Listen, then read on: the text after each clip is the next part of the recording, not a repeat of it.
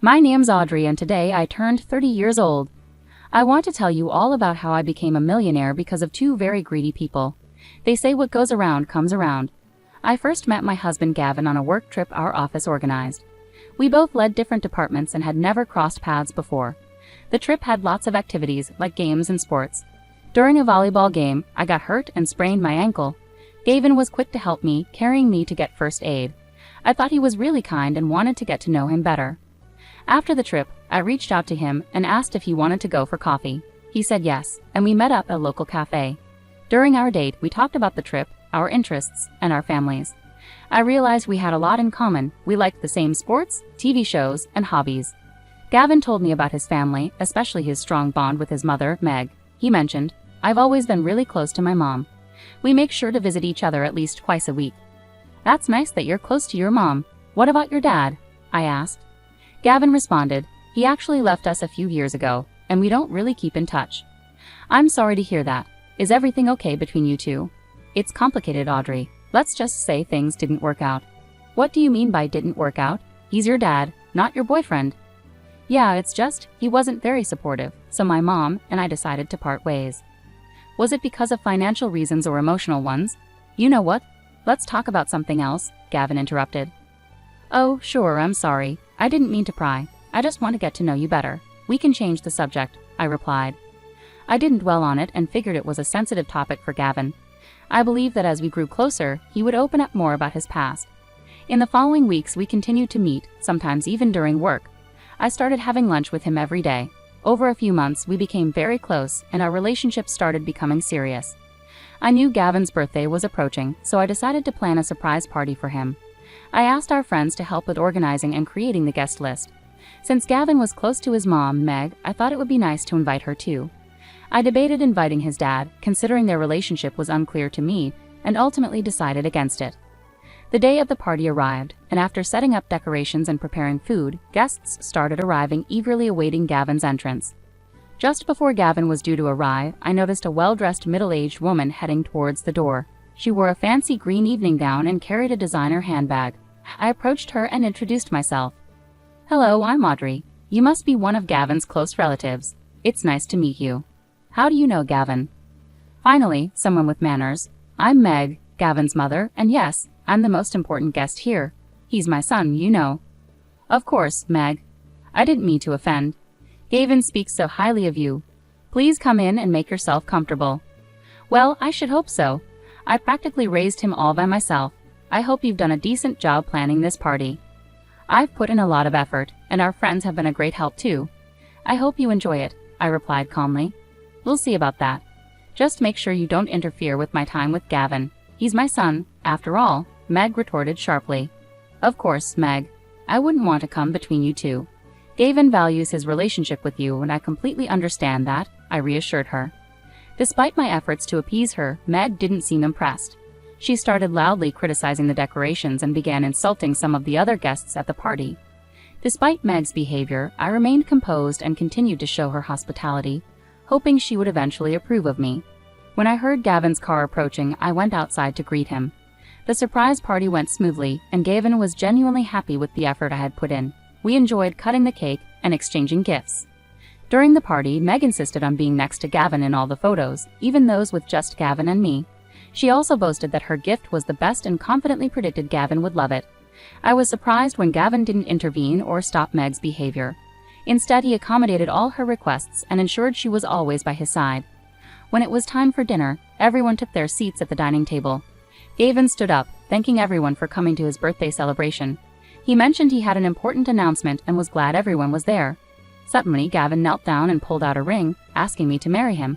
I was thrilled and tearfully accepted amid cheers and congratulations. However, I noticed Meg had quietly left the table. Confused, I brought it up to Gavin. "Babe, your mom left the table. Is everything all right? We should find her and get her blessings. She'll be upset if we don't." "But why do we need her blessings? It's our decision, isn't it?" "You don't understand. I'd always discuss important decisions with my mom. We're really close and I value her opinion." "I understand she's important to you, but shouldn't we make decisions together?" I gently questioned. "Of course we do, but I can't just ignore her. She means a lot to me. Can we please find her and talk to her about giving us her blessings right away?" Gavin insisted. I was worried about how dependent Gavin seemed on his mother's approval, but I loved him and wanted her acceptance. We searched the house but couldn't find her. Eventually, we discovered her sitting quietly in the backyard. We approached her to ask for her blessings, which she reluctantly gave when Gavin insisted. "Mom, I'm sorry I didn't talk to you before proposing to Audrey. It happened in the moment, and I thought it was right," Gavin explained. "Well, Gavin, you always discuss big decisions with me. I felt a bit left out this time," Meg replied with disappointment. "I know, and I didn't mean to upset you. I planned to talk to you the next day, but the surprise party changed everything," Gavin tried to explain. "I understand it was unexpected, but you should have found a way to talk to me before making such a big decision," Meg insisted. "You're right, Mom. I should have found a way. I got carried away with the excitement, and Audrey has been incredibly supportive. I wanted to show her how much she means to me. I can see how much you care for her, Gavin. Just remember to keep me in the loop, especially for important decisions." "I promise, Mom. I'll do better at keeping you informed. You're a crucial part of my life, and I want you to be part of Audrey's and my journey together." "That's all I ask, dear." Feeling uncomfortable overhearing their conversation, I decided to step away, though I knew I wasn't eavesdropping. As I turned to leave, just a few steps away, I couldn't help but hear Meg criticizing me.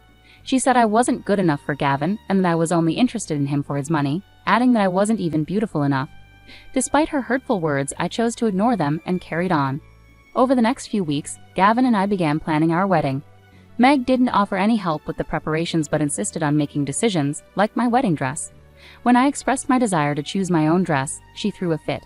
She also met with me several times to insist I pay more than half of the wedding costs, claiming I was lucky to marry Gavin and should contribute more financially. I didn't let these incidents affect me too much, hoping Meg would warm up to me after the wedding. Finally, on my wedding day, I was in my dressing room with my bridesmaids and mother, getting ready in my beautiful white gown. Everyone around me complimented how stunning I looked. I heard a knock at the door and was surprised to see Meg walk in wearing a white wedding dress. "Why are you wearing a wedding dress today?" I asked. "It's my son's wedding day, and it's the most important day for me," she replied. "I chose to wear this dress to emphasize my role as the mother of the groom. I understand it's a big day for you, but traditionally, the bride wears white. It might overshadow Audrey," I gently pointed out. "Well, that's not my concern. Gavin is my only son, and I deserve attention on this day too," Meg insisted. "Of course, Meg, but today is primarily about celebrating Audrey and Gavin's love and commitment. It's their special day," I calmly reasoned. "I understand that, but I'm making a statement. My presence here matters as much as anyone else's," Meg asserted firmly. Though I was furious, I didn't want to create a scene and spoil the day. The ceremony proceeded smoothly, and we exchanged heartfelt vows and rings. It was an emotional moment, marking the culmination of our long-awaited journey together. During the wedding planning, I had asked Gavin to handle the guest list. I noticed his father wasn't included and asked him about it. "Gav, are you sure about not inviting your father?" I asked gently. "He abandoned us. He doesn't deserve to be part of such an important celebration," Gavin replied firmly. I wanted to persuade him otherwise, but I decided not to push the issue further to avoid upsetting him on our special day. The next few months after our wedding were filled with happiness. Gavin and I cherished every moment together and began planning to buy our own house. We had always dreamed of living together and decided that getting married was the first step toward that goal. We started looking for our dream home, spending hours every day searching for options. One day while I was at work, Gavin called me. "Hey babe, I'm sorry, but an important meeting came up. I won't be able to go house hunting with you today," he explained. "No worries, darling. It happens. Don't stress about it. I can handle it on my own," I reassured him. "Thanks for understanding. I'll make it up to you, I promise," Gavin replied. "You better. Just focus on your meeting and we'll catch up later." "Love you," I said. "Love you too, babe," Gavin replied warmly. After work, I got into my car and headed to the property location. Looking at the details, I noticed it was a unit on the 10th floor of a building still under construction. When I arrived, I met with the realtor who mentioned another visitor had arrived under our name to view the property. Knowing Gavin was occupied, I was puzzled about who it could be. To my surprise, it was my mother-in-law waiting at the door, looking impatient. "Why are you here to see this property?" I asked her. "I wanted to make sure it's suitable for my son and that there's a place for me when I visit," she replied bluntly. I wasn't keen on Meg being involved, but to avoid upsetting Gavin, I let her join me. As we toured the house, Meg didn't hold back, criticizing the building's condition and dismissing the property as below her standards. By the end of the tour, I was frustrated and eager to leave. The realtor stepped away to take a call, warning us about the construction hazards. I started walking around and saw an incomplete staircase outside the house. Without noticing, Meg came up to me and suddenly kicked my right leg. I lost my balance and fell down the stairs. I couldn't move and felt soreness on my arms and head. When I looked up, I saw Meg smiling as if she had won something. Then she quickly turned and left. I was confused and unable to move for a few minutes. Eventually, I found my phone in my pocket and called for an ambulance, which arrived quickly. On the way to the hospital, I couldn't stop thinking about how Meg had tried to hurt me by pushing me down the stairs. I had always been kind to her since we met, so I felt sad and angry about her actions. At the hospital, they treated my injuries and I had to have some scans done. I tried calling Gavin several times, but he didn't answer. Eventually, the medication they gave me made me fall asleep. The next morning, I called Gavin again, and this time he answered. I told him everything that had happened between Meg and me. "You're making this up, Audrey.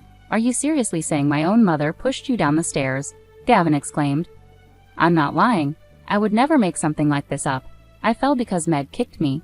She intentionally hurt me," I replied, trying to stay calm. "You're just trying to defend yourself. My mom wouldn't hurt you for no reason," Gavin argued. "She accused you of being aggressive. I can't believe you're taking her side over mine. She pushed me down those stairs and now she's lying to protect herself. Please, stop defending her." I pleaded desperately. "I can't come to the hospital right now. Meg's in shock because of what you did, and I need to be with her," Gavin replied firmly. "You're choosing her over me after everything we've been through. You brought this on yourself. Maybe you deserve this for what you did," Gavin concluded coldly. Devastated, I started crying and ended the call. I felt lost and spent the next 2 days in grief and shock. Gradually, my injuries started to heal, and I regained my strength. My parents visited me and were shocked by the situation and Gavin's reaction. My father suggested looking into Gavin's father to uncover the truth, suspecting Gavin and Meg were hiding something. Following his advice, I hired a private investigator to locate Gavin's father, Neil, and contacted him. Initially confused about who I was, Neil eventually grasped the situation. "You know, I divorced Megan and left the house because she and Gavin were using me for my money. I'm the chairman of a big company, and Gavin wanted to steal from me," Neil revealed. "I had no idea. That's awful. I can't believe they would do something like that," I replied, shocked. "Yeah, it was a hard decision, but I couldn't let them take advantage of me anymore. I want you to know that those two are never up to any good," Neil warned. "Thank you for telling me, Neil. I believe you, and I'm grateful you're looking out for me," I expressed. "Now I have a plan to handle this situation. I need you to somehow get Gavin and Meg to visit you at the hospital tomorrow morning," Neil instructed. "Why do you want them to come here?" I asked, curious about his plan. "I need to confront them about their actions and protect you from any further harm. It's time they face the consequences of their greed," Neil explained firmly. "All right, I'll do my best to get them here, but please be careful. I don't want anything bad to happen to you," I cautioned. "I'll handle it, Audrey. Just focus on your recovery," Neil reassured me. I was skeptical and somewhat scared, to be honest. I didn't want to see either Meg or Gavin because I couldn't bear to face a man who trusted his mother over his own wife, and who hadn't bothered to check on me in the hospital. Meg because I feared she might try to harm me again. But I knew if I wanted to expose their wrongdoing, I had to trust Neil. I called Gavin and told him I had a special gift for him and Meg as an apology for what had happened. I said I wanted them to come to the hospital to receive it, emphasizing its value. Hearing this, Gavin and Meg eagerly agreed to visit me the next morning. The next morning, Neil arrived at the hospital with flowers. I greeted him warmly and expressed my gratitude for his support. Just as we finished talking, Gavin and Meg walked in. They both froze in surprise and stared at Neil sitting calmly in a chair. "Neil, what's going on? Why are you here?" Gavin demanded. "I couldn't stand by and watch you and Gavin manipulate Audrey any longer," Neil replied calmly. "Manipulate? We haven't done anything wrong. She's the one causing trouble," Meg interjected defensively.